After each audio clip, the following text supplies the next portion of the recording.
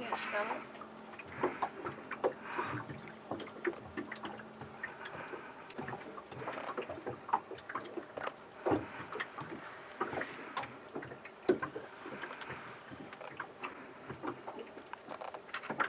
We try to get the boat slowly, just to put out. Tu jinak tu. Mungkin layak makan ikan. Oh, yeah, Yang layak makan ikan. this one is a bit friendly because I think he saw the fish in the net, Oh, so he's a bit distracted by the fish. So he is not. If not, he will. But one eye is eyeing at us. Tak biasanya dah Dah terbang. terbang. Ya, layak makan ikan. Layak makan ikan.